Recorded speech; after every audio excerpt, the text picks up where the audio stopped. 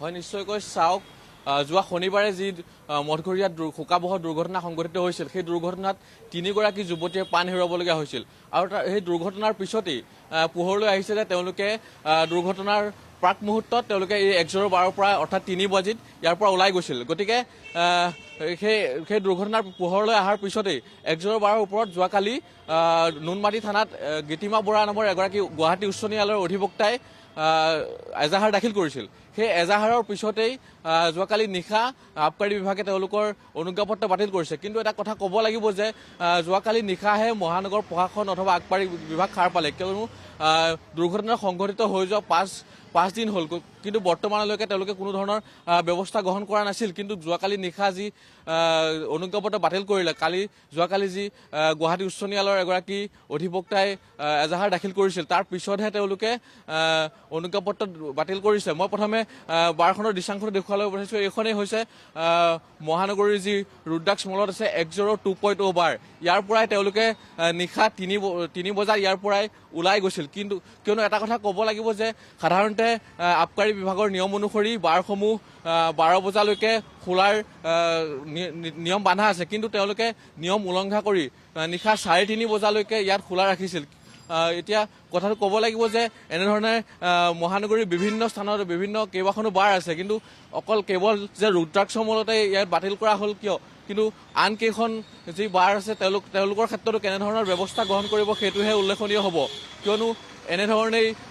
প্ৰত্যেকটো নিশাতেই বিভিন্ন ধৰণৰ দুৰ্ঘটনা সংঘটিত হয় যুৱক যুৱতীসকল আহে তেওঁলোকে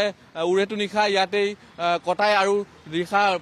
পুৱা ওলাই যায় গতিকে এনেধৰণে যদি নিশালৈকে যদি দুপৰ নিশালৈকে যদি খোলা থাকে তেনেহ'লে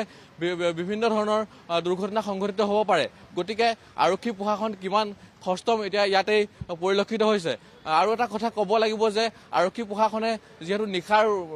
ক্ষেত্ৰতো তেওঁলোকে বিভিন্ন পহৰা দিয়ে কিন্তু তেওঁলোকে দেখিও তেওঁলোকে কোনো ধৰণৰ ব্যৱস্থা গ্ৰহণ নকৰে গতিকে এনেধৰণে যদি নিশালৈকে দুপৰ নিশালৈকে বাৰসমূহ খোলা থাকে তেনেহ'লে যথেষ্ট বিপদৰ সন্মুখীন হ'ব যুৱক যুৱতীসকল গতিকে এই ক্ষেত্ৰত কি ব্যৱস্থা গ্ৰহণ কৰে চৰকাৰে বা প্ৰশাসনে এইটোহে হ'ব লক্ষণীয় কিয়নো তিনিগৰাকী যুৱতী তেওঁলোকৰ বয়স খুব কম বয়স 25 বছৰ বা 26 বছৰৰ যুৱতীয়ে তিনিগৰাকী যুৱতীয়ে প্ৰাণ হেৰুৱাবলগীয়া হৈছে গতিকে এনেধৰণৰ এই নিশাৰ যি বাৰসমূহ এই বাৰসমূহৰ ক্ষেত্ৰত কেনেধৰণৰ ধৰণৰ ব্যৱস্থা ল'ব সেয়াহে লক্ষণীয় হ'ব এতিয়া বৰ্তমানে যি কালি নিশা এখন জাননী জাৰি কৰিছিল জাননীখনত তেওঁলোকে লিখা আছে যে আজিৰে পৰা 1:12 কোনো ধৰণৰ খুলিব নোৱাৰিব অথবা তেওঁলোকৰ অনুজ্ঞাপত্ৰ বাতিল কৰা হৈছে গতিকে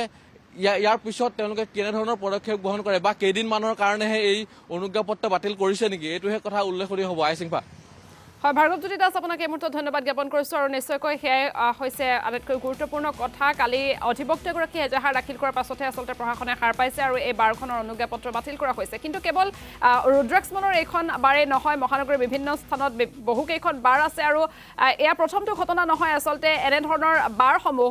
বহু সময়লৈকে নিশা খোলা থাকে আৰু বাৰৰ পৰা ওলাই আহি নিশাৰ মহানগৰীৰ যুৱক যুৱতীসকলে সুৰামত্ত যুৱক যুৱতীয়ে কেনেধৰণৰ উদ্ভণ্ডালিৰ সৃষ্টি কৰে কেনেধৰণৰ অপ্ৰীতিকৰ পৰিস্থিতিৰ সৃষ্টি কৰে বা দুৰ্ঘটনা সংঘটিত কৰে সেয়া গুৱাহাটীবাসীয়ে জানে কিন্তু ইমানবোৰ দেখা শুনাৰ পাছতো কিয়